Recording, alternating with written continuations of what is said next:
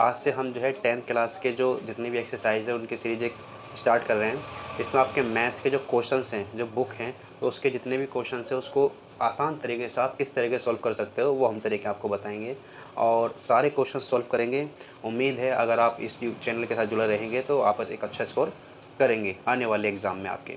अब देखिए पहला क्वेश्चन इसमें पूछा गया, express each number as the product of it prime factors. यानी कि इसमें आपको क्या करना है, आपको इसके जो है नंबर को एक्सप्रेस करना है। कैसे? प्रोडक्ट की तरह। जैसे आपको प्राइम फैक्टर जो हम निकालते हैं, प्राइम नंबर का पहले आपको पता होना चाहिए कि प्राइम नंबर कौन से होते हैं। प्राइम नंबर की अगर मैं बात करूं, जो आपके प्राइम नंबर होते हैं, प्राइम नंबर कौन से होते हैं? प्राइम नंबर वो नंबर होते हैं जो एक से या फिर अपने नंबर से ही कटते हैं। जैसे फॉर एग्जांपल 2, जो आपका ये 2 है, 2 जो खुद से कटेगा या फिर एक से कटेगा, या 3 है जो एक से कटेगा या अपने आप से कटेगा, या इसके बाद में फिर 5 है जो अपने आप से कटेगा या एक से कटेगा, उसके बाद में फिर 7 है, उसके बाद में फिर आपका हो गया 11, उसके बाद में हो गया 13, उसके बाद में हो गया आपका 17। तो इस तरीके से ही प्राइम नंबर चलते हैं जो या तो फिर अपने आप से कटते हैं या फिर एक नंबर से कटते हैं, तो वो होते हैं हमारे प्राइम नंबर। तो आपको प्राइम फैक्टर निकालने हैं। तो प्राइम फैक्टर के लिए हमें क्या करना पड़ेगा, जिस तरीके से आप एलसीएम निकालते हो, तो जिस तरीके से आप एलसीएम निकालते हैं इसी तरीके से हम प्राइम फैक्टर निकाले जाते हैं। जैसे 140 का हमें क्या निकालना है, प्राइम फैक्टर निकालने हैं। सबसे पहले आपको सबसे छोटे नंबर से डिवाइड करना है, इस बात का ध्यान रखना है, सबसे छोटे नंबर से डिवाइड करना है। अगर आपने बड़े नंबर से डिवाइड कर दिया तो इट मीन्स कभी कभी चांसेस गलत होने के रहते हैं, तो आपको छोटे नंबर से डिवाइड करते हुए चलना है। जैसे मैं पहले यहाँ से 2 से डिवाइड करूँगा, 2 7 14 और 0 का 0, फिर ये 2 से डिवाइड हो तो 2 से डिवाइड फिर कर दो, 2 3 6, 2 5 10। अब यहाँ पर देखिए ये कितने नंबर से डिवाइड हो रहा है, तो ये हमारा हो रहा है 7 से डिवाइड हो रहा है। 7 7 7 49, 7 से नहीं सॉरी 5 से डिवाइड कर लीजिए, 5 से ही पहले हो रहा है।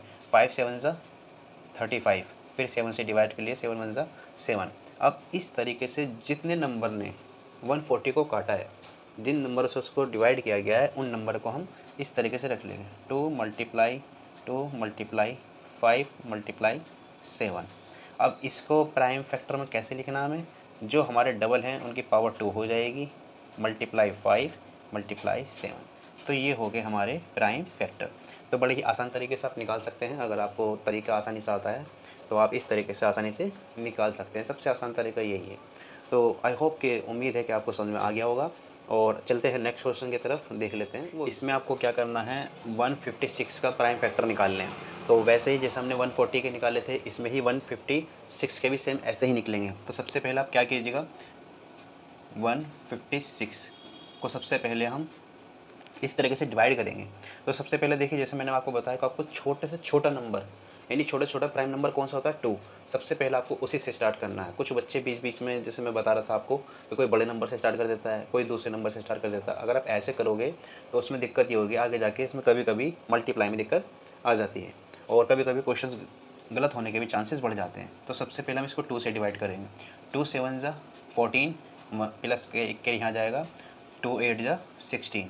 उसके बाद में फिर 2 से डिवाइड करेंगे, 2 3 6 और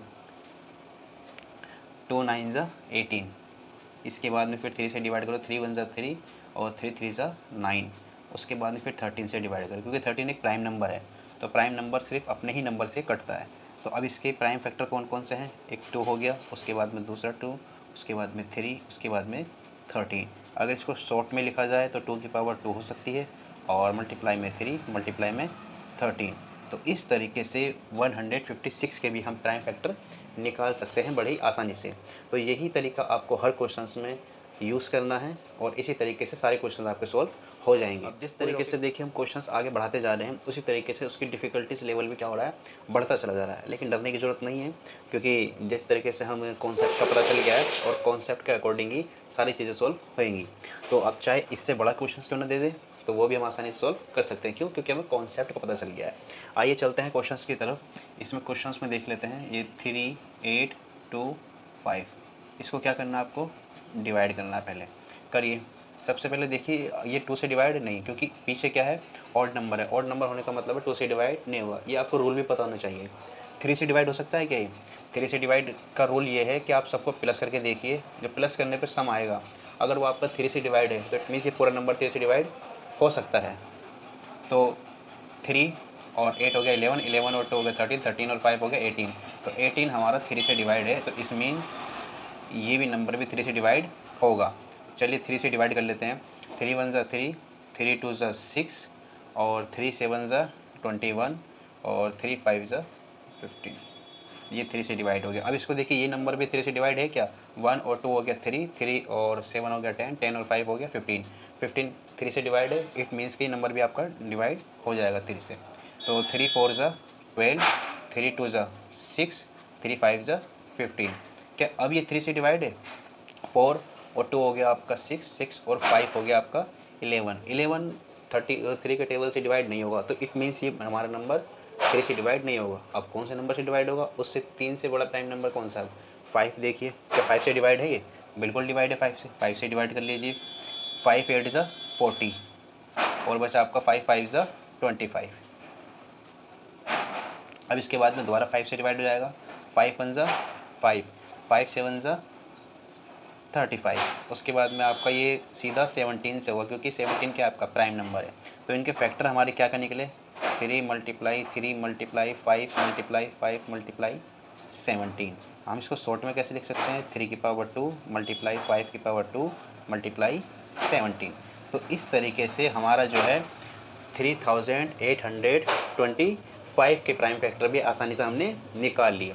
अब आपने क्या है कॉन्सेप्ट को समझ लिया है, और आसानी से आप जब कोशिश करेंगे तो आई होप, मुझे उम्मीद है कि आप इसको आसानी से सॉल्व कर सकते हैं।